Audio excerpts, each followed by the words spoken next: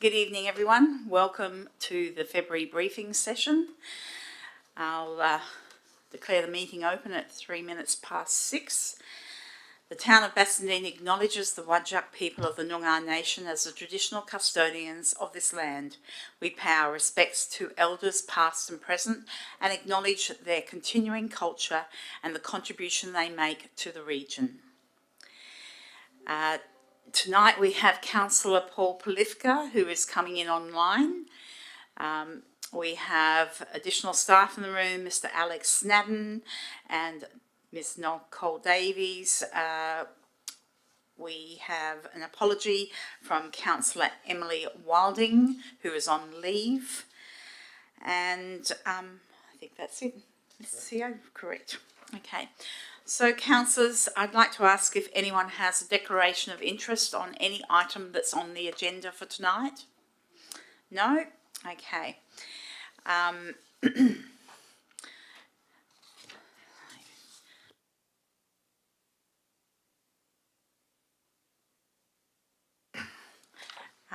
As presiding person, I don't have any announcements for tonight. I'd like to remind members in the gallery and council members that only matters on the agenda can be discussed tonight. Also, this meeting is recorded and live streamed for the awareness of those in the gallery. We'll now move on to item 5, which is statements, questions and deputations by members of the public. I have two deputations for tonight. The first one is from David Smith of Mortimer Avenue in Claremont. Mr. Smith, if you would like to come up to the microphone and present your deputation. Deputations are normally no longer than 10 minutes, after which I will ask councillors if they have any questions. Thank you. Thank you. Good evening, everyone. Yes, my name's David Smith. I'm the designer of the proposed new residence at 70 Kenny Street in Bassendean, which was submitted for approval in July 2024. And I'm here this evening with the property owners, Gordon and Maureen Haynes. The design brief for this property was to replace an unremarkable and unsuitable home with a contemporary but modest residence for a mother and son, 2 small buildings separated by a shared outdoor space. Their desire was to create a new fit-for-purpose home for Maureen and an independent ancillary residence for her son Gordon that would support intergenerational living and would make a positive contribution to the area. Gordon's been a resident of Kenny Street for 20 years. Our design response to this is a predominantly single-level 2-bedroom home that addresses the street and with a 2-level 1-bedroom ancillary residence and garage at the rear of the property. We met with the town's planning officers early in the process and quickly understood what the areas of concern might be. We modified the design in response to these concerns, but there's a few elements that remain that are at the heart of the design for this home. Our approach has been to design a home that responds to the place's undulating topography, the winding river, and references historical styles rather than directly imitating them. So we've tried to create an authentic architecture that's of its place. There are some important quotes from Bassendean's built form and character study that influenced our design direction with this. And this is just an excerpt from the policy that is really relevant. It's fundamental that design responds to context if it's to be in keeping with streetscape character. Responding to context can involve either referencing or contrasting design elements. Infill design should be an honest representation and should not confuse the authenticity of the built fabric. This is particularly true when designing within a heritage context. Replica design is not generally supported within the heritage profession, and for this reason, and because the complete copying of design details is seen as a dishonest response. So interpreting architectural details in a contemporary manner is, however, encouraged. And this is, I think, the key extract from that policy. Contemporary infill within an existing streetscape should be considered as an important layer to to the heritage fabric. That's the end of quote from the policy. So this is a common design philosophy, one that's seemingly supported by Bassendean's policy, places contemporary design alongside heritage out of respect for the original, not to replace or replicate it.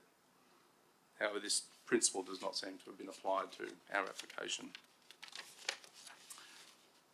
This section of Kenny Street contains a diverse range of housing styles. On the high side of the street, traditional Federation and post-war mixed with more modern project-style homes. On the lower part of the street, the houses respond to the natural topography, resulting in an unusual streetscape with a mixture of old shop fronts and a few vacant lots. The surrounding area contains many new single homes and townhouses, some of, in my view, are low design quality, with no particularly obvious reference to character or heritage. In terms of heritage, the street elevation for the front residence in our application is the only part of concern. This design includes a bay window, a bull-nosed veranda, adjacent to an arched facade with timber cladding and a large circular window. The building is in keeping with the rhythm and scale and materiality of the surrounding homes. So we distill from this that really only 2 points of contention are the arched facade and round window, both elements which do reference Federation architecture.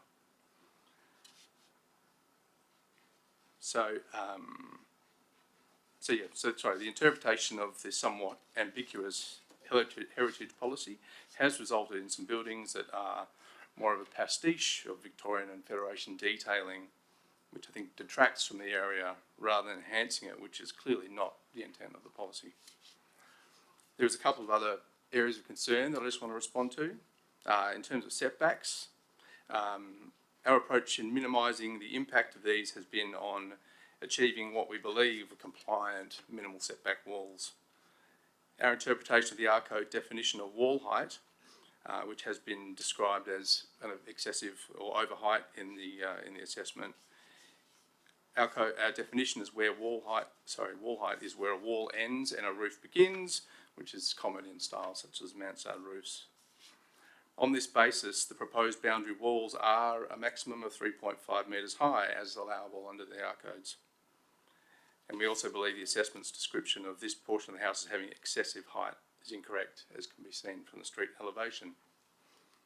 The rear ancillary residence has a 1.2 metre setback in lieu of 1.5, and we've only proposed this because we believe there is no negative impact on the amenity of the house to the rear, which is approximately 12 metres from the boundary. However, the increased setback would have a negative impact on the amenity of the common outdoor space for the proposed new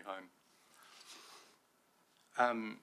We also note the planning report stated the proposed dwellings are modern, minimalist architectural style and do not include any design elements that relate to traditional architectural heritage styles that characterise the Kenny Street heritage area. I think the architecture is far from minimalist. It incorporates traditional detailing, bull-nosed veranda, circular window and arch roof using corrugated steel, which are all common heritage elements. There's comments regarding the ancillary dwelling at the outdoor areas. Simply ignore the realities of creating an intergenerational living area where the traditional backyard is not suitable.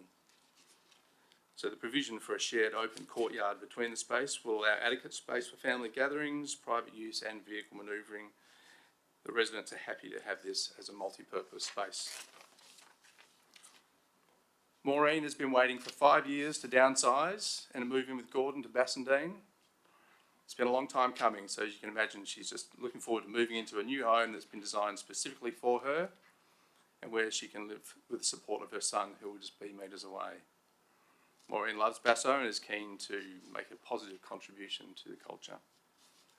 We believe the proposed design's deviations from the code are relatively minor, and the design is not only sympathetic to the heritage qualities of the street, but also brings its own character, not mimicking, but enhancing, to make the streetscape more visually rich and appealing, and as such, we believe this design should be supported. Thank you.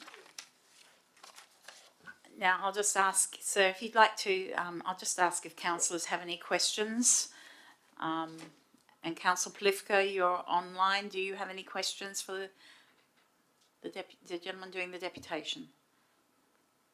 No? Okay. Yeah. You've got off scot-free. Wonderful. Okay. The second deputation is from Lucian Watkins and Rachel Curry. Again, if you'd like to come to the microphone. Okay.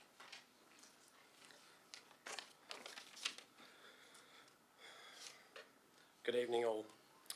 When we bought our property, 72 Kenny Street, 18 months ago, we were drawn to the street due to its historic character.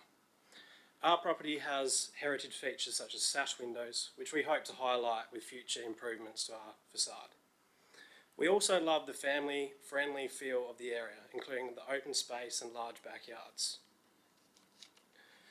We were therefore shocked by our neighbours' plans, which consist of a very modern architectural style and include not only a 2-storey main residence but a 2-storey ancillary dwelling at the rear of the property. We feel that this is not in keeping with the style or density of the neighbourhood and detracts from the features which made us want to live on Kenny Street in the first place. We have serious concerns about our privacy, particularly with regards to the 2-storey ancillary dwelling. The balcony directly overlooks our backyard, where we would like our children to play freely without a neighbour having clear viewing access. When we bought a standalone dwelling instead of a townhouse or an apartment, we did not expect to be faced with this concern. We asked the council to consider community expectations when it comes to this application, as we are one of several direct neighbours who are concerned about the privacy of ourselves and our children. We also object to the southern boundary wall on the grounds of excessive bulk, given that the dwelling exceeds the 2 boundary walls allowed under the R codes. This causes additional overshadowing and visual bulk impacts to our rear, causing material detriment to us as owners and occupants of the property. Thank you for your consideration. Lucian Watkins and Rachel Curry, 72 Kenny Street. Thank you. Councillors, do you have any questions for the gentleman before he sits down? Yes, Madam Mayor. Sir, if you'd like to come back for my... So, Councillor Polifka would like to ask you a question. He's online. Yeah, sorry, I had to attend online today, a little under the weather, so I didn't want to make anybody else sick. Just picking up on the point that you raised about your decision to settle your family in Bassendean, can you just provide a little bit more detail around that? So how long ago did you purchase the property, and had you sort of always been familiar with Bassendean, or how did this all come about? We bought the property in October 2023. I guess we wanted a suburb with historical elements. The train, direct access to the train was a big highlight. And yeah, a family home with a backyard, ample space for the kids to play, to grow veggies in the garden. That was our main criteria when deciding to buy a house. And yeah, when we sort of did some research and looked at homes, Bassendean kind of stood out. We saw a few places in Morley and weren't too impressed with that. And yeah, no, I think that answers the question. I mean, you'd just be preaching to the choir at this stage. We all agree that Bassendean is a great place to live, and yeah, certainly was just interested into sort of the built form, the backyard, that sort of thing is what's drawing people to our wonderful local government area. So I just wanted to understand that. Thank you. Thank you. Thank you, councillors. Are there further questions? No? Thank you, sir. Now, I did skip over statements and questions because we had 2 parties in the room with deputations. I'd like to ask if there's anybody in the audience who'd like to ask a question. Okay, is there anyone in the audience who'd like to make a statement? Okay, so with that, we will move on to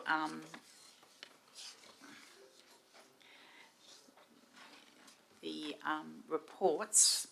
Now, councillors, the first report does have confidential attachments, so I would ask you to be mindful that if your questions extend past into the confidential attachments, we will have to go behind closed doors. But the item is the Walga Sustainable Energy Project. And I would ask, Mr. CEO, would you like to have the officer speak to this? Yes, thank you, Madam Mayor. I'd like to ask Nicole Davey, the Executive Manager of Sustainability and Environment, to present this report. Thanks, Nicole.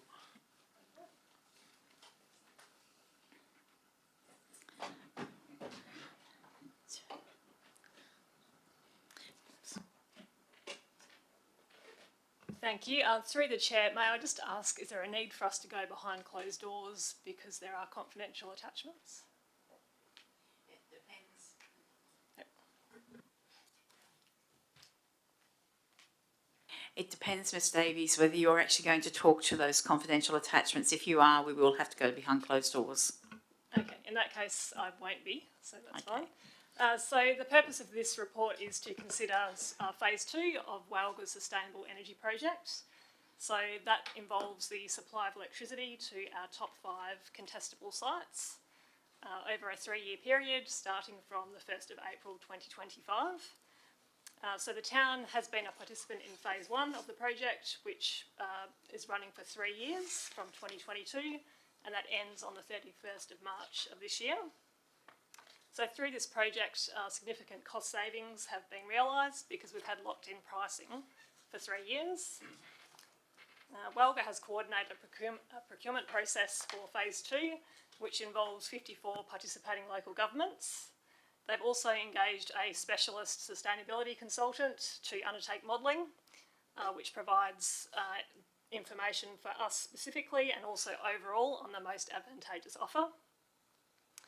So 3 offers were received and they're all outlined in the confidential attachment, and they have different unit rates depending on the level of take-up. So the confidential attachments provide a comparison between each of the offers and the estimated annual cost, and that includes the supply of 100% natural power. And we're recommending that Council approve Walga's recommended offer, which is the alternative unbundled offer. So the details are in the attachments. So while there will be a cost saving in comparison to the alternatives, because we've previously had a really good rate, there will be an increase from the current costs, and that's estimated at an increase of $34,000 per year, and we'll be incorporating those costs into future budgets. Walga do require notification from all the participants and a return of the signed contracts by the 7th of March, and that's to lock in that preferred offer. So I'm happy to answer any questions. Thank you for that, Ms Davies. Councillor Ames? Thank you, Madam Mayor, and through you. And again, if questions are off limits, then that's more than okay. Just wanted to, obviously, we've got the 5 sites that we are looking at for the majority of our energy usage. Mainly, I think, for 3 areas: Bassendean Oval, the Customer Service Centre, I dare say, is just 35 Alpeth Road, and then Jubilee Reserve. Mainly for, I suppose, the reserves, what structures or infrastructure is being powered by this particular project, if that can be answered? Yeah, through the Mayor. So for Bassendean Oval, it's the lighting and the bore. Some of these locations have multiple electricity accounts. And for Jubilee Reserve, it's similar, so it's the bore and the lighting. So they're saying nothing to do with the building infrastructure at both of those sites? That's correct, because I believe that Bassendean Oval has 3 electricity accounts and Jubilee has 2. So the buildings are on a separate account. Okay, if you don't mind, councillors, if I can ask a question. Ms Davey, at the bottom of page 14 of the agenda, it's got proposal, and then it's got the last dot point, value added services that include an option to apply natural power to street lighting. Can I just have a little bit of an expansion on what that means? So it allows the town to purchase natural power for Western Power street lighting, which would be an additional cost in addition to what we're currently paying. At the moment, that option isn't available. The report does outline in the confidential attachment the cost if council was to choose that option, but it's fairly significant with the street lighting about 50% of our total electricity use. And also because it's a state government asset, the recommendation is that we wouldn't purchase natural power for that. It would focus on the town's own buildings and facilities that we can operate. Thank you for that. Councillors, are there further questions?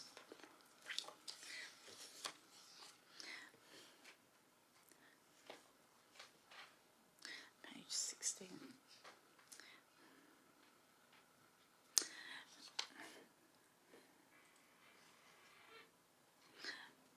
Okay, you've actually answered that as well in that response.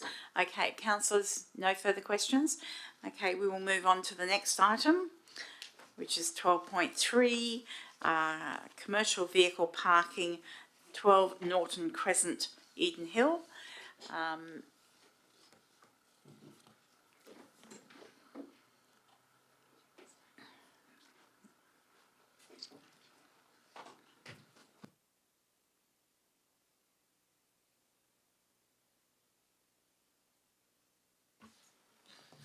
Through you, Madam Mayor. Thanks, everyone.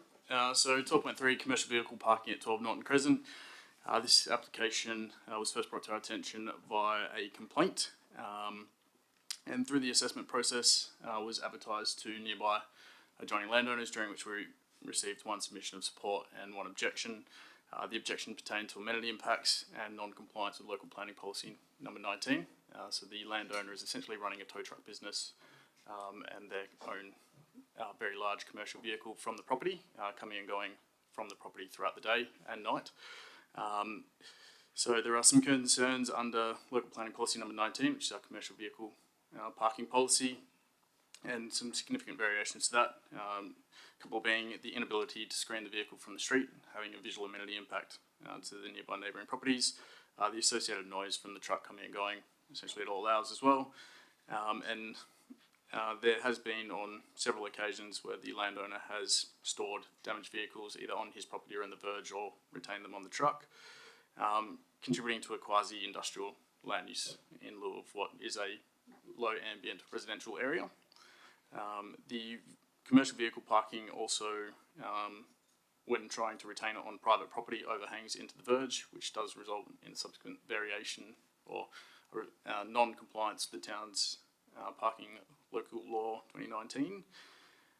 So while some of the matters could be conditioned, and we could condition the hours of operation for the commercial vehicle based on the way that this has been operating historically and the nature of the business, we're not comfortable recommending support for that with conditions. We don't believe that would be adhered to, particularly since it's been a compliance issue. These matters have been ongoing and during the application of, in our consideration of the application, and as such we are recommending that the application be refused. Thank you very much. Councillors, do you have questions regarding this item? Councillor Plifka. Yes, Madam Mayor. Thank you, Mr. Snadden, for providing that update. In terms of, so people that live, obviously they're going to live in a residential area, if their job is to drive a vehicle of this nature, how is that usually resolved in a planning context? Through you, Madam Mayor. Ordinarily, if a tow truck business is being run, it would be run from an industrial premise, or where the use is standardly permitted commercial property. I can't think of an example where a tow truck business that's coming and going regularly that I've dealt with in my time as a planner, that would have been approved in a residential area, particularly in a low ambient residential area such as this. So the expectation would be, in terms of the logistics for the resident, is that they would drive another vehicle which is more in keeping with a residential area to the commercial area where that truck is located, and then from there they would proceed to carry out their work. Is that sort of the expectation as to how it would ordinarily unfold? That is correct, and particularly if this application was refused, I would be issuing a formal directions notice for the operation to cease, and that would be the expectation that the landowner then finds a commercial or industrial land where they can park their commercial vehicle and base the tow truck business from. Okay, excellent. Thank you. Councillor Ames? Thank you, Madam Mayor, and through you to Mr. Snedden. Are we aware if the tow truck company, this might be information you do need to seek or haven't sought, if the tow truck company is its residential or its business address is this particular address that we're talking about, or are there other addresses like such in an industrial area that we are aware of?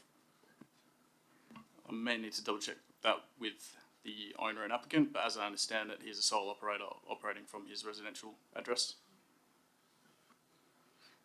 Further questions, councillors?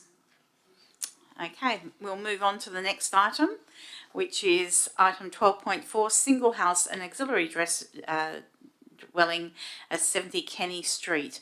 Again, Mr. Sned is...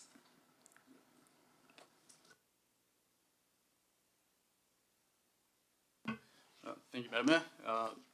As described, this is an application for a single house and ancillary dwelling within the Kenny Street Heritage Area.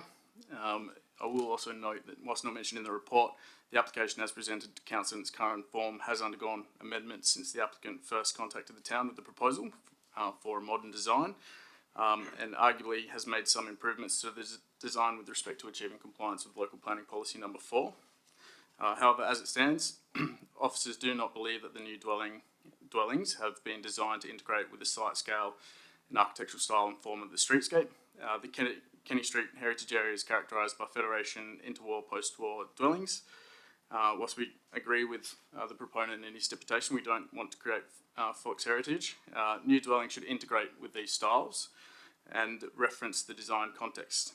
In doing this, in particular, roof forms that are non-hipped or gable should not dominate the streetscape, and that's also a quote from our built form and character study that he referenced. In our opinion, the modern design, particularly the studio element on the right-hand side, as viewed from the street, being arched two-storey development, does not reference or integrate with this existing character of the area, which has consistent gable and hipped roofs with contrasting colours and materials. In addition to this, whilst there are some contrasting materials, there's very little contrasting colour. It's essentially an all-white design. This matter can be considered by council, noting the development does not fall within the definition of a prescribed single house development, for which town staff, as authorised by the CEO, are required to determine. Ultimately, council could pursue an approval for this, in which case it would be recommended that you reach out to staff to prepare a list of conditions. If you were to go for an alternative recommendation, we haven't prepared that, but if that is something that you seek to do, reach out to staff during the week and we can prepare a list of conditions that may be imposed. But as it stands, staff are unsupportive of the application in its current form. Thank you, Mr. Snedden. Councillor John, sorry.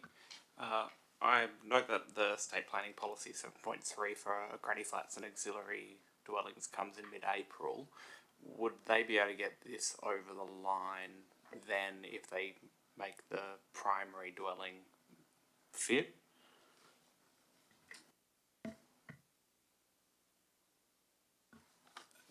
There are some concerns in relation to the ancillary dwelling. It would still, given that it's in a heritage area, it will require development approval regardless, so there's no exemptions that can be achieved. So there are some concerns that relate to the ancillary dwelling in relation to setbacks, namely on the rear property.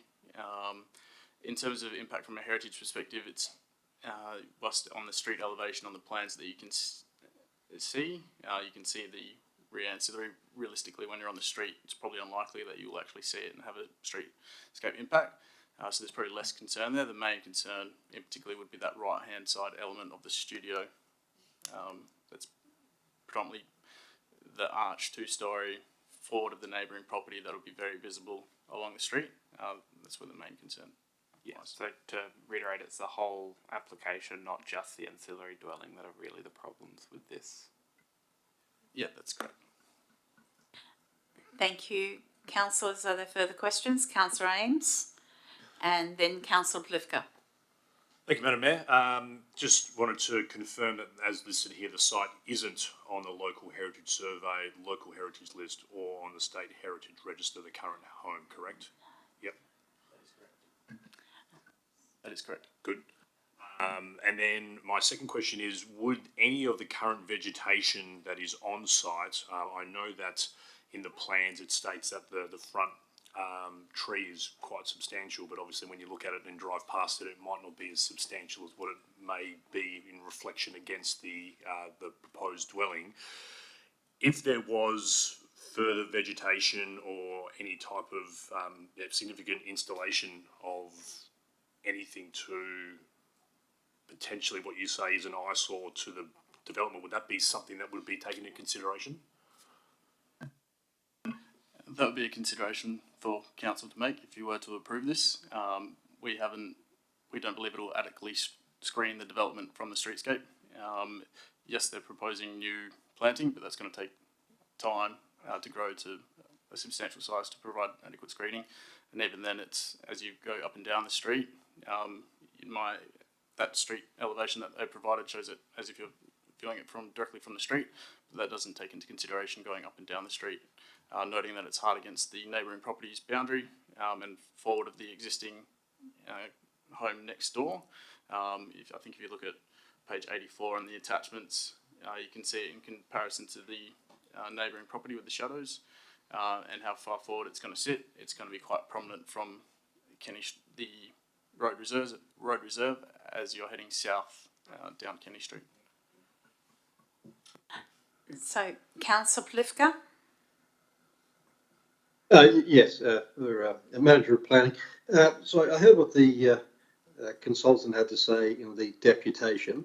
Essentially the, I suppose, most prominent feature from a stylistic perspective is that structure, which I think the consultant said was referencing heritage in that it had a porthole window and it was effectively two bullnose veranda sections put back to back. Is that essentially the gist of the argument as to how it is that structure references heritage aspects? Is that what's being put? The argument in terms of it referencing heritage, he's referring to styles. So they have, in terms of the material, so they do have timber slats. They are using pebble render and corrugated sheeting material through the custom orb. It's more the materials. In terms of the bullnose, he's referencing the non-element of the studio, so the main residence. So if you look at the side elevation, he's referring to the bullnose roof. Bullnose verandas are common in heritage areas, but that would be more of an actual veranda, not a roof, which is slightly different, but it's an interpretation in terms of the style. And in terms of that, I suppose that's the point, it's an interpretation. How do we, is there somebody that can be referred to? Obviously, this is quite a small development, so you're not going to get the state architect or anyone like that involved. But I mean, how can we, I suppose, make that determination as to whether it does reference that heritage in a way which doesn't, I suppose, detract from the heritage area by the structure being, I suppose, somewhat different to what I've seen in heritage areas before? The best way for that would be to refer it through to a heritage consultant or a heritage architect recognised by the Department of Planning, Lands and Heritage. They do have a list of persons recognised. The proponent did provide a statement, or a heritage impact statement, but it is noted by town staff as indicated in the report, he is not recognised as a specific heritage consultant or heritage architect. So in order to, I suppose, alleviate that concern, it would be incumbent on the proponent to find somebody with that relevant qualification to opine on the matter. That is correct. It is a requirement, or there is the option to accompany an application under 2.11 of the local planning policy to have a heritage assessment be provided. Realistically, that should be prepared by a suitably qualified person, and in this instance, we don't believe it has been. Okay, excellent. Thank you for that insight. Thank you. If you don't mind, I've got a couple of questions. Just on that last point brought up by Councillor Polithka and the need to have a suitably qualified opinion provided by a heritage consultant, I'm assuming that the proponent was aware of that during the meetings leading up to submission of the application. Is there any reason why they did not apply to a party that had the right qualifications? I would have to take that on notice. I wasn't involved in those meetings specifically. It was held by the town senior planning officer and planning staff. Okay. My other question relates to the vehicle parking on site and the long driveway that goes from the front right through to the rear auxiliary dwelling, and then the turn that requires for the second vehicle that's parked between the two dwellings. In one of the other schematics, there is a large tree in that vicinity as well, which is going to be a new tree. And I'm curious about how that works, because to me, it looks like the tree is going to be a problem for the car parked between the two dwellings. But the other thing too is there's mention of a 1 metre extension for turning, and that's not in the plans that have been provided. Is that correct? That is something that you've mentioned would need to be an additional condition. Am I correct in my interpretation of that? That is correct. The vehicle manoeuvring, this isn't a second bay, it's a manoeuvring bay to enable vehicles to enter and exit in forward gear. Okay. And it's that manoeuvring doesn't comply with the town's specifications, and it was checked by our engineering team, and they would require modifications to that manoeuvring bay. If the application was approved, it would be a standard condition to address that. In terms of the impact on that medium tree, I don't have that drawing in front of me right now, and I can take that question on notice and have that drawing sent through to the elected members. And so if it's a manoeuvring bay, if this thing was built, there'd be nothing in the world to stop that becoming a second parking bay. That is correct. They're only required to have one vehicle bay in this location, given its proximity to the Bassendean train station. Okay. Thank you for that, Mr. Snadden. Okay, for councillors, further questions? Okay. I will ask one more question. The extra metre, clearly this was brought to the attention of the proponent, and yet the plans weren't modified to incorporate that. Was there a reason why the plans weren't modified to add that extra metre? I would have to take that question on notice to see if we've got a response from the proponent in relation to that. Okay, would that extra metre cut into what is supposed to be outdoor space? I would assume yes. Yes, that's correct. Right. So if it's cutting into outdoor space or garden area or landscaped area, then does that mean that the proposal would be a shortfall in landscaping requirements?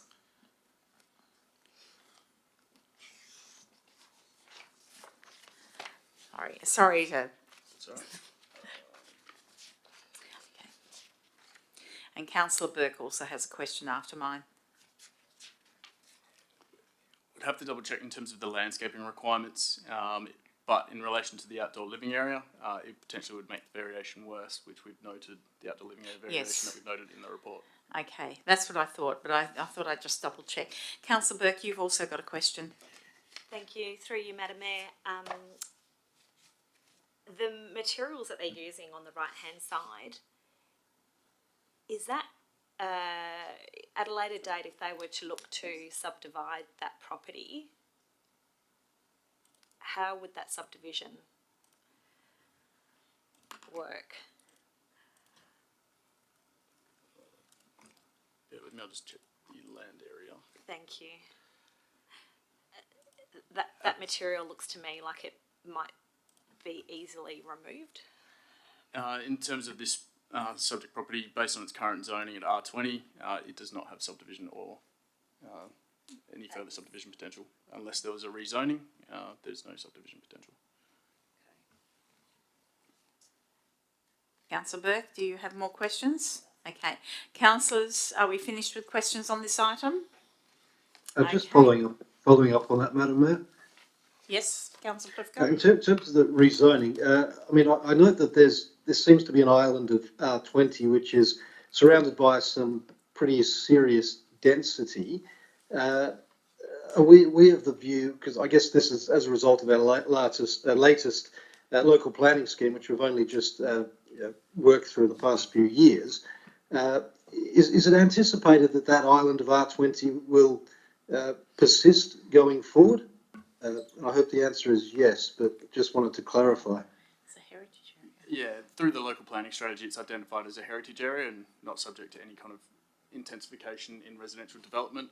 So from my perspective, based on the current planning framework, there'd be no intention in the short to medium term, at least, whilst I'm here, to change that or intensify that from an R20 development. So people are purchasing, they can purchase with reasonable amount of confidence. Obviously, there's no certainties in life, but what they're buying is, or what they see is what they'll get. Based on the current framework that we have, yes. Okay, thank you. Okay, councillors, with that, we're going to go on to 12.5, Policy Review, Library Collection Development Policy. Thank you, Mr. Snedden.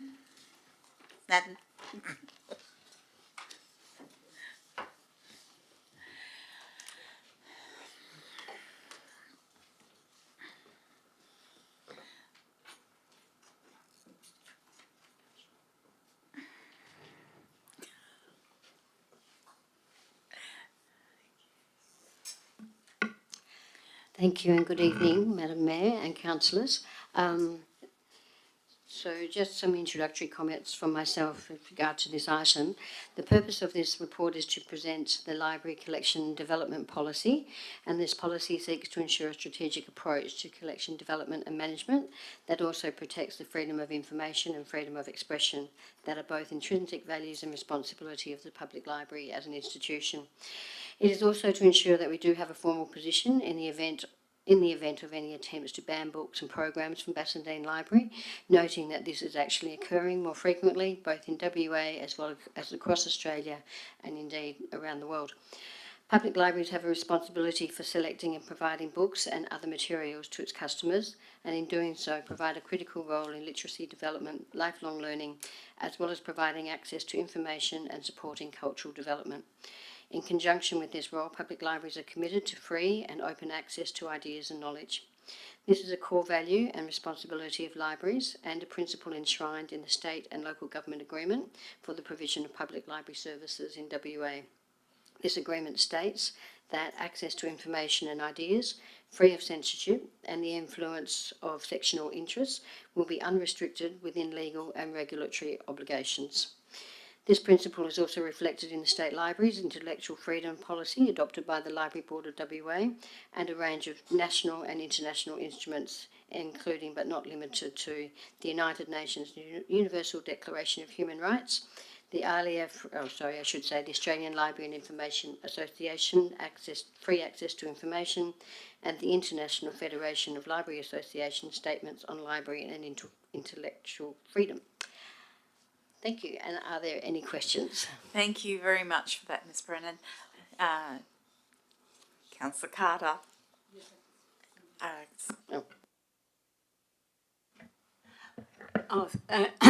Thank you, Ms. Brennan. That was, it's really great to have a very clear, concise policy document for the library. That's terrific. And I think it sets out the principles very clearly, and congratulations. My only issue is with the local history collection, because what the library policy does is govern deaccessioning, disposal, all of that sort of stuff, whereas that's a whole different ball game for a local history collection, but I don't see it reflected in this policy. So could I ask if we could have a separate local history collection policy which takes in the fact that archival collections are an entirely different beast to a book collection, which goes through lots of iterations and circulations, whereas archival collections are meant to be there. And when you're talking about the free second one. When you talk about the free access we often have information that is not freely accessible. They could be confidential because of cultural reasons, also because of family history reasons. So when you're looking at access or for identity issues and so on. So there's a whole different way of managing. I say that because, as you know, as a former director of the Batty Library, this is my particular area of expertise, so I'm really sorry to bring it up. But I do believe we need Councillor Carter, I think if you, if we have Ms Brennan answer the question, because there's a few questions in there, but you know, if we just take it a bit by bit, okay. Thank you, through you. Councillor Carter, there is a section in the policy for the local history collection 1.2, and whilst it doesn't necessarily explicitly cover what your concerns are, there is, in the drafting of it, a fairly carefully worded this to say that we use informed collection practices, which may address some of your concerns, but we can review that further, if you like, between now and ordinary council to just refine refine it so it does address your feedback. Thank you. Yes, that's true. I've read that, but it still, I don't think, captures enough security for what is one of the best local history collections in WA. Thank you. Okay. I would like to see it a little stronger. Okay. So following on from that, I have a question regarding clause 7, and that's donations, and also clause 8, which is disposals. And what I wanted to know is if there's capacity to offer a donated item back to the original donor in the first instance before you go to disposal. I think that might be just a nice way of dealing with donations. Would you consider that as an inclusion in the item? Yes, happy to. Yes, happy to make that amendment. That's fairly straightforward. Thank you.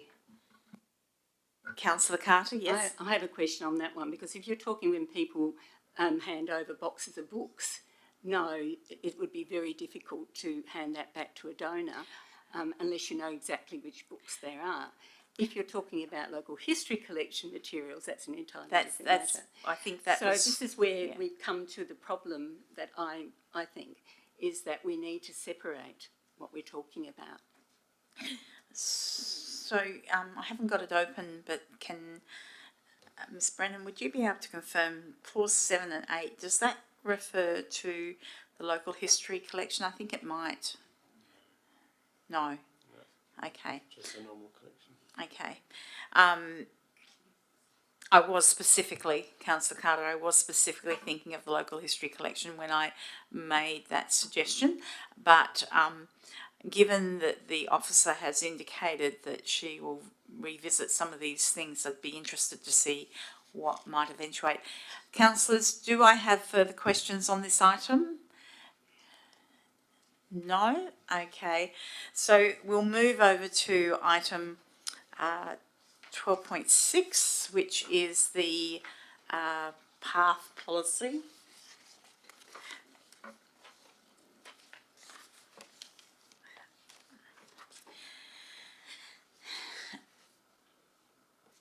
And again, we'll ask Mr. Asmus to provide a little bit of an overview of this particular item, and then we'll open up the questions, councillors. Good evening, councillors.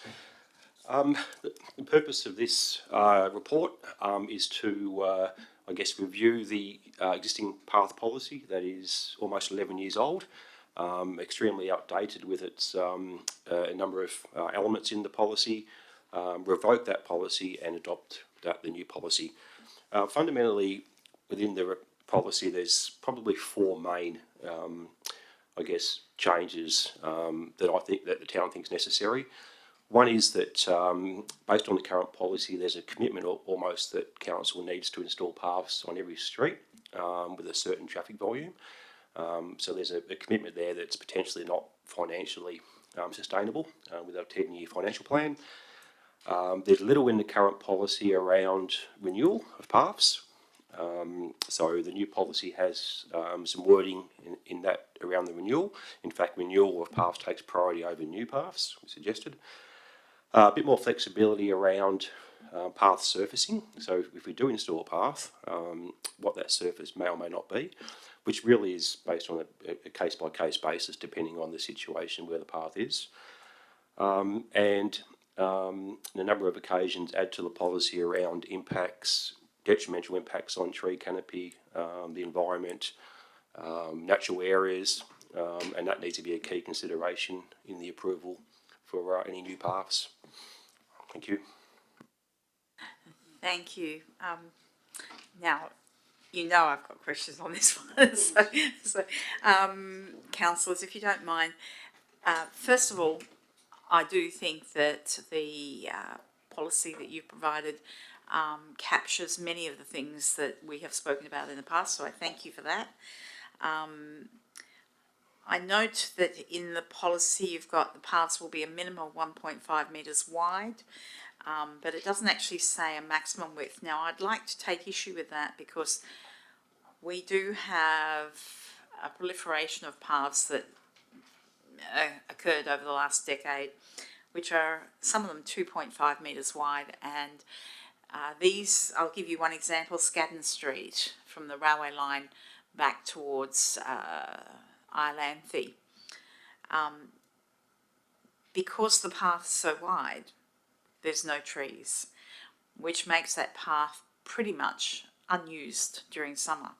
So the utilisation of paths needs to go hand in hand with shaded pathways.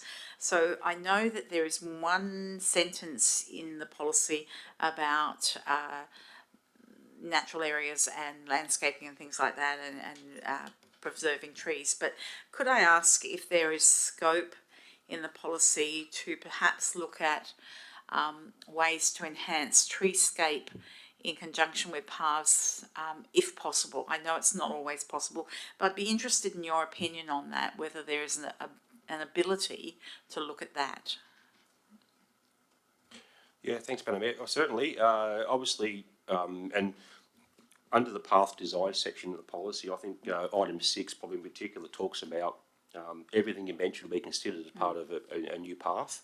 And that's probably why I haven't put a maximum width in there, because... you put a minimum width in.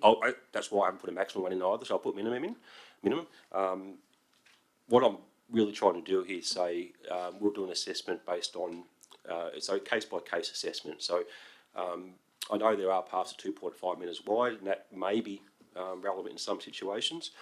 But to answer your question, I can't see there being any issue as part of a new path install. If there is, I guess, a requirement or ability to do some extra planting, then certainly that's a reasonably easy sort of addition, I would have thought. I think what I'm bringing up is that you've got some existing pathways at 2.5 that actually prevent planting of trees because they are so wide, and we have an old suburb with some areas where the verge space is quite narrow. So I guess my question is, when we're looking at the overall amenity of a streetscape, if there are ways and means in which you can perceive an improvement when you're installing a path, I'd be very interested in seeing how you might do that. But I have full confidence in you and your team, so and I am quite happy to see the policy come forward in a format that is perhaps a little bit more user-friendly for the staff, and also where it may deliver some very good outcomes for the community as well. So, yeah. On that note, councillors, are there further questions? Councillor Ames. Thank you, Madam Mayor, and through you. Thanks for the updated policy, Shane. Question here when it goes on point number 3. Council will consider on a case-by-case basis the most appropriate path surface, taking into consideration installation, maintenance, so on and so forth. Does that mean that every new path that's going to come through the town of Bassendean is going to come across our table to find out what the best surface is, or is that pretty... can we delegate that something to you to ensure that the right surface is put in the right areas, whether it's concrete or rammed earth or pebbles or so on and so forth. Just want to sort of see how that is extracted to our decision making within new paths. Yeah, thank you, Councillor. That's a really good point. I must admit I thought I'd change that to the town rather than council.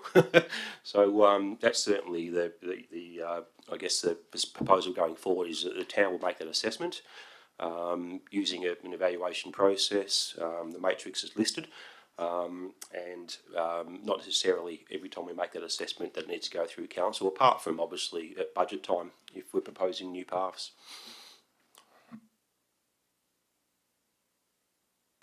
Further questions, councillors? Councillor Polifka. Oh, thank you. Question in relation to paths. When you've got a path on each side of the street, is there any requirement that we do that? And if not, are we able to phase it out such that we don't have any duplication by having paths on both sides of the street?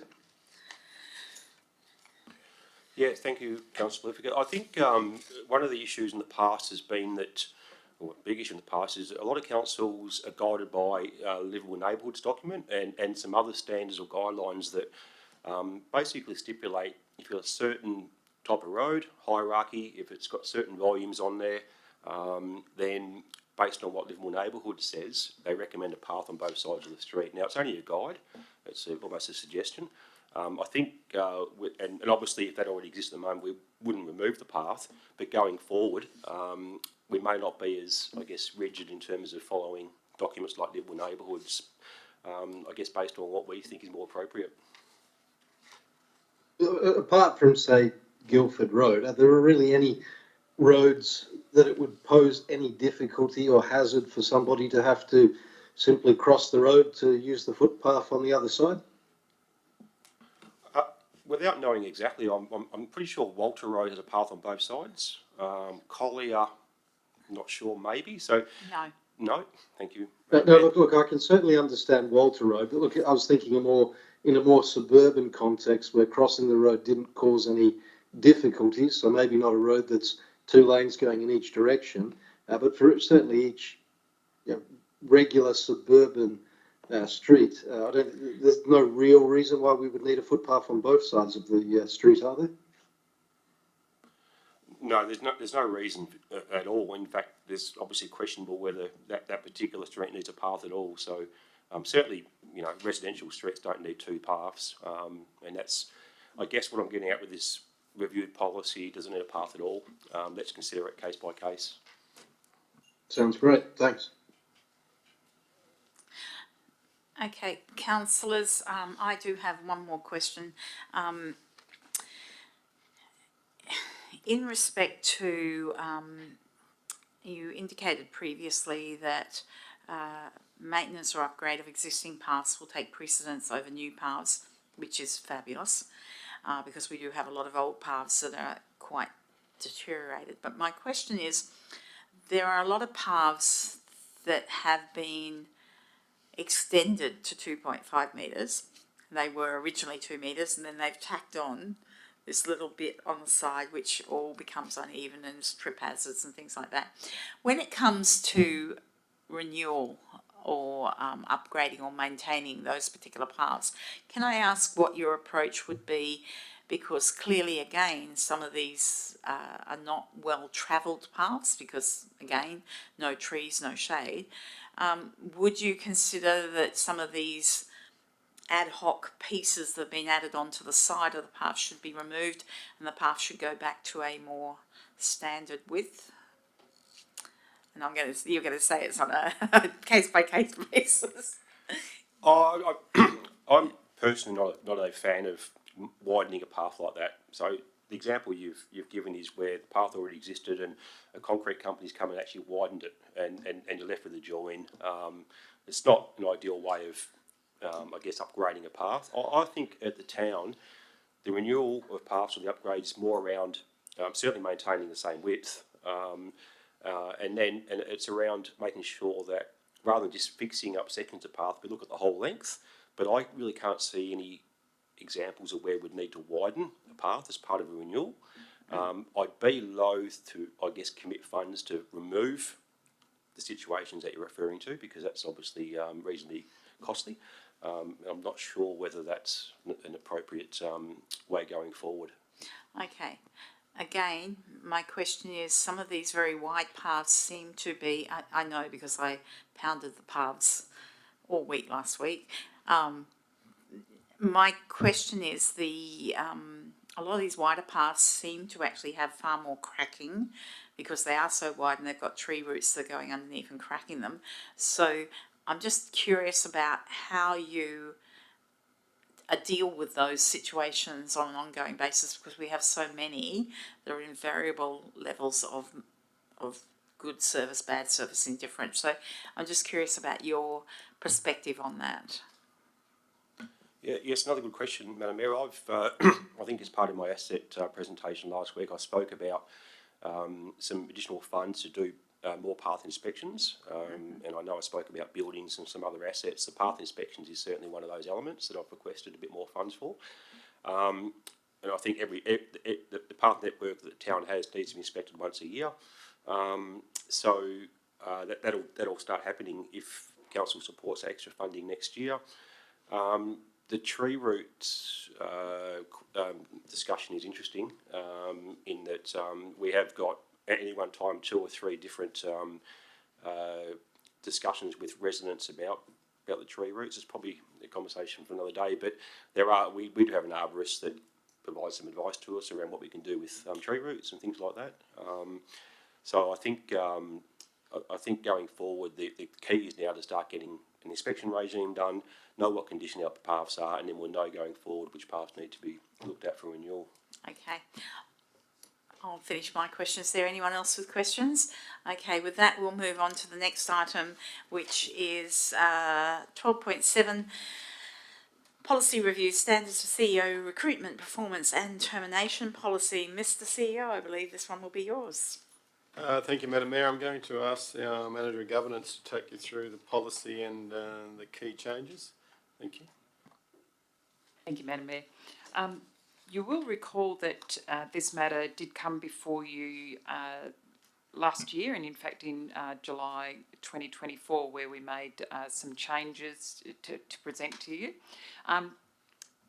With the CEO Annual Performance Review coming up, we took another look at this policy and recognised that we put some heavy constraints probably within that, and so this particular amendments that we're posing are in particular to the annual performance review requirements.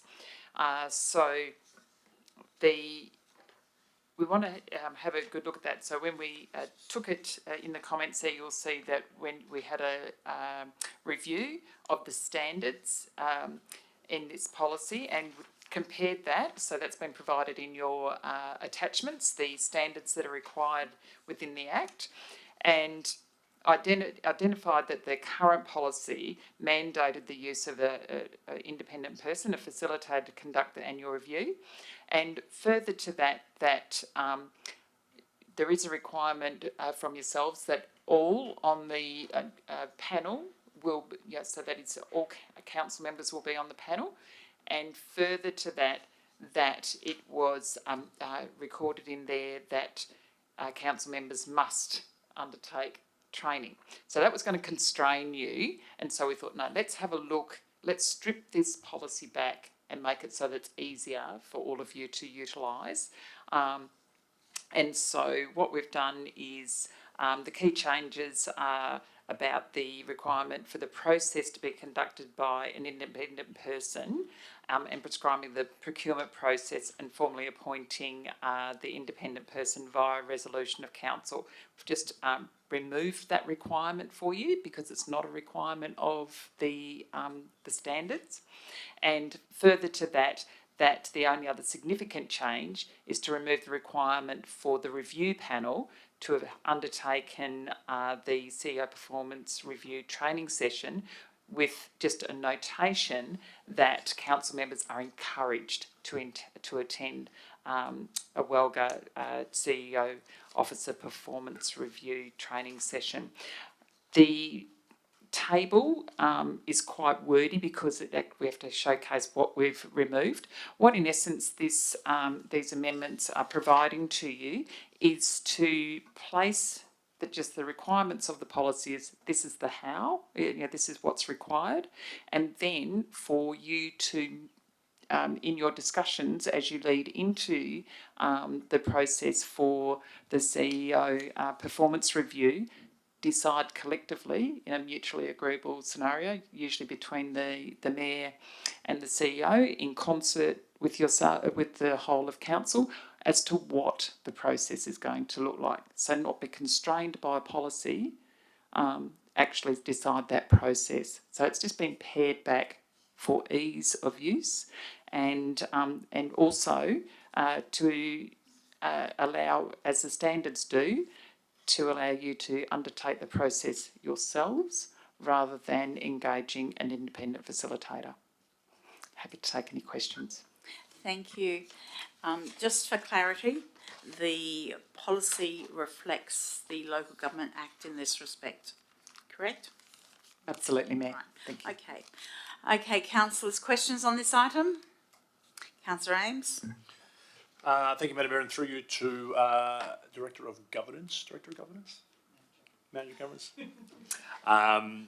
I have attended the CEO Performance Review course at the WALGO, and it was great, and I got a lot out of it. Not to say that, as we've said here, it's a requirement, but is there an opportunity that we as the town, in any which way or form, could grab some resources that may, now not to plagiarise WALGA's resources, but to put something together from a internal towns training mechanism that can be provided to all councillors of similar information, so that, okay, we all know that we've got work and constraints and this and that, and might not be applicable, or our councillors might not be able to attend the designated times for the CEO performance review at WALGA if they wish to do so.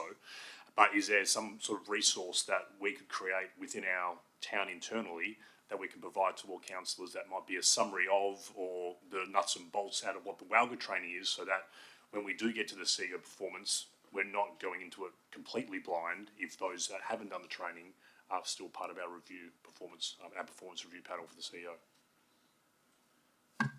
Certainly the, as you say, without plagiarising, but that doesn't mean that you couldn't utilise. If you recall from the training, there is, and for council members' information, and sorry for those that have already undertaken the training, is that there is some really good examples that we would just be able to acknowledge the source from where we got it from, that provide you with a step-by-step process that you could adjust.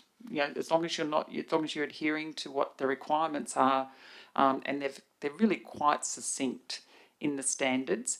As long as you meet those requirements, by way of, I'd have to liaise with the CEO, but we could certainly pull something together for you that would be a resource. So instead of having it all sitting in the policy, we would go, and here's some information that would assist you to guide you in this process.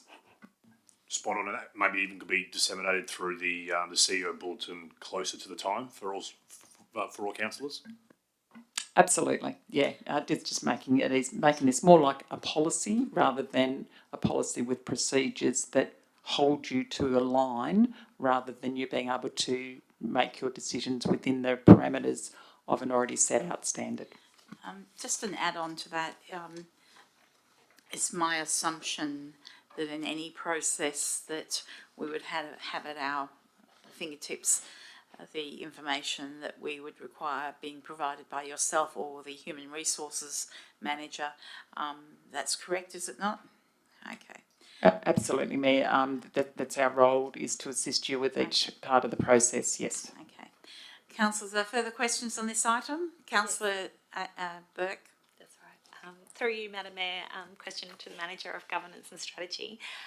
If at a later date the council decided we wanted to go through an external or independent facilitator, does the policy exclude the council from electing that option if we removed it? Absolutely not. It allows you to choose whichever process you would like to go through. It just doesn't bind you. Yeah. Correct me if I'm wrong, I believe there's one sentence in the policy that refers to the potential for council to appoint an independent facilitator. I thought I had it written down which clause it was, but the panel may be facilitated by if I an can assist independent you, external yeah. facilitator. Sorry. It's at the end of clauses 2.4. It's quite a long clause, but it's right at the end, last sentence. Okay. Council, are there further questions on this item?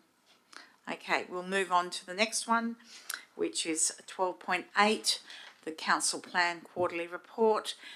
Mr. CEO, are you speaking to this one? Thanks, Madam Mayor. I'll throw to the Manager of Governance while she's in the seat to present this report. Okay. Thank you, Mr. CEO and Madam Mayor. Very succinct report for you. The main change that we have done here, it's only a small change, is just to present in the report so that you can see, instead of a narrative, we've listed in a table. There's been a considerable amount of work that's gone into ensuring that we have placed, as a across the organisation team, some really descriptive comments where required for the status of the report and of each of the items that are listed there for you. As it does outline, it's not over every action that is in the council plan, it's the 56 actions that apply to the 24-25 financial year. And if there's any questions there about anything that's within the accounts reporting, what we did do is we saw that on the on your screens that it was quite minimal, the view, so you do see that you do have an A3 presentation of that should you need any questions next week. Thank you. My eyes are very grateful for that. So, councillors, do we have questions on this particular item? And I did have one, but I haven't written down which one it was. I will send that through. It wasn't that important. I'll send it through tomorrow as an email, okay? So, councillors, are there any other questions from councillors on this item? Okay. So, we'll move on to 12.9. Which is the Local Government Election 2025 appointment of WA Electoral Commission. Again, Madam Mayor, the Manager of Governance will quickly take you through this report. Thank you. This one is it's basically a compliance piece. We need to do this. For those of you new to the council table, even though you're not new now, what has been the purpose of this report is to declare the West Australian Electoral Commissioner. You actually appoint the Commissioner, not the Commission, to be responsible for the election, which will be held on the 18th of October this coming year, and that it will be conducted as a postal election. So we were approached in December by the Electoral Commissioner, who wrote to us advising of the estimated cost of what it would be to run the election and that it be conducted as a postal election. Based on that, under the Act, Section 420, before the Commissioner can conduct that election, it's a requirement that the town appoint the Electoral Commissioner and confirm that it will be conducted by a postal method. So given that, the town has traditionally appointed the Electoral Commissioner to be responsible for local government elections, and it is, we recognise that is historically and currently, because the resourcing to conduct such an election would be very difficult for the town, and it brings by the appointment of the Electoral Commissioner, it brings independence and expertise to the election process. We have outlined there all of the pieces of legislation that would be that are required to be addressed, and further of interest to the to council members will be the financial considerations, given that we are coming up to the budget process. And I would like you all to take a deep breath. But if we recall that the last election did cost the town 68,000, the figure of 72 will not be a shock, I wouldn't think. It is a large figure. So they will be working hard. Sorry, I'll have that for the recording. And it is a large figure. Okay. And we have included a couple of other extra items in there that about just for information that should any time into the future, just to give you some ideas, and particularly given that this report was written before the general electors meeting, but nearly every electors meeting it comes up about a popularly elected mayor, so we thought for interest we'd put in there for you that if it's ever a consideration, the additional costs of conducting an election of this kind would be an additional 6,000. So, thank you for that. Can I ask, with the inclusion of preferential voting, which obviously increased costs to local governments for running these elections, do you perceive that it might run smoothly this year, given they've had a year last time to practice? I very much hope so, Madam Mayor. Thank you. Thank you very much. Okay, councillors, do we have questions on this item? I'm just curious, it's still one ballot for optional preferential voting. How does it increase the cost? It was an increase in costs as far as I'm aware, but also there was supposed to be some connection. I think there was supposed to be some link or some connection that was going to produce things electronically more quickly, and last year they had problems with that, so that's why I asked about efficiency. But also I think because they were introducing that sort of electronic calculation of things, it added to the cost, but I'm not sure. We'll have to watch and see how this election runs. So, but am I correct in those assumptions? Because I am speaking as somebody who was watching from the sidelines. By way of cost, Madam Mayor, I'd have to look that up by the financial implications, but I do know that, and I am making an assumption that this year will run smoothly because it was a new process in 2023. I think all of the furballs will be worked through, and it'll be efficient and effective this year. Madam Mayor, can I just ask the Director of Corporate Services to make a comment? Thank you, Cameron, and through you, Madam Mayor.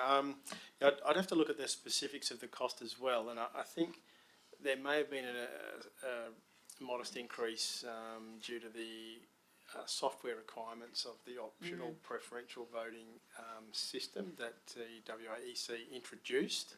I don't think it was substantial, but I think there was an additional cost there from memory. And in terms of the way it operated during the last election, I think it was all pretty smooth. The town certainly put a team of people who are experienced operators and conducted our part very, very well. I think the main issue that arose on the night was some confusion as to the overall result because of the direction of preferences, and also the returning officer seeking to come back on the following Monday to make the formal announcement rather than on the night. That was our main point of contention on the night. We would have much preferred that happened on the night. And I guess the only other comment I would make is I think the introduction of the optional preferential voting and its complexity as it applies to local government does make it virtually impossible not to appoint the WEC to conduct the election. Thank you. Thank you. Okay, councillors, there's no further questions on this. We will move on to 12.10, which is the annual budget mid-year review. So, councillors, mid-year review, Mr. White.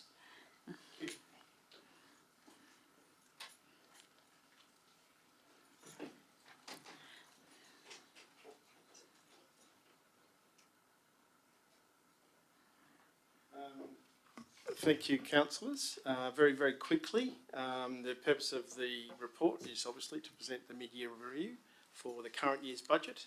Under the Local Government Act, the town is required to review its budget between 1st of January and the end of February each year, and to present the results of that review to council by the end of March. And then we must provide it to the department within 14 days after that. So I don't really seek to go through it tonight. Happy to answer any questions, and happy to take any questions during the week in advance of the council meeting should councillors have anything that they might think of between now and then. But essentially it's the same as the documents that were distributed in the CEO Bulletin on the 7th of Feb. And again, we held a workshop a few days later, last Tuesday, and I know some councillors were unable to make it. So if there are any questions, please reach out to me during the week, and we'll do our very best to come up with answers or to respond to those before the council meeting. The report does go through the key variances on pages 65 to 67 of the agenda, and it's recommended that council adopts the mid-year review. Thank you. Thank you, Mr. White. Councillors, questions on this item? I have one question, and it just relates to the identified increases in the MRRG works.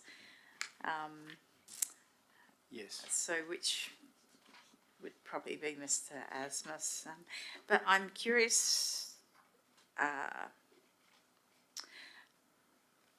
would I be correct in assuming that controls have been put in place to try and reduce cost blowouts going forward? I read the report that there were some blowouts with road. Yeah, okay. So, but I also note that, having said that, I also note that there were other projects, road projects in that same period, which came in well under budget. So I guess the MRRG one stood out to me as one that had blown out for... if I could perhaps feel free to jump in, Shane, but I think rather than a blowout, it was more an error in the budgeting process. Oh, okay. In the first instance. There was a failure to budget for a portion, for the municipal portion of the expenditure. So only the grant portion was budgeted for. So there was a failure by the administration in the budgeting process. There were cost increases associated with the project. They were with two road projects. They were largely as a result of changes to traffic management requirements by main roads. I'm not sure if you have anything to add, Shane? Sorry, Paul. Yeah, thank you. Just we're talking figures like 40%, 50% increase in traffic management from the time that we submitted the submission 2 years ago. They've really gone through the roof. So huge increases in traffic management because of a new main roads policy. Okay. Okay, councillors, further questions on this item? Okay, we'll move on to the next one, which is the accounts paid. Again, as usual, I'd ask councillors to contact Mr. White if they've got any queries on those numbers, because otherwise he'll just have to take them on notice anyway. And the last one is the monthly financial report, which will be available next week in the agenda. So, councillors and staff and Mr. CEO, I believe that brings us to the conclusion of the meeting at 26 minutes past 7. Thank you, everyone, for your attendance and your diligence. Thanks, Paul.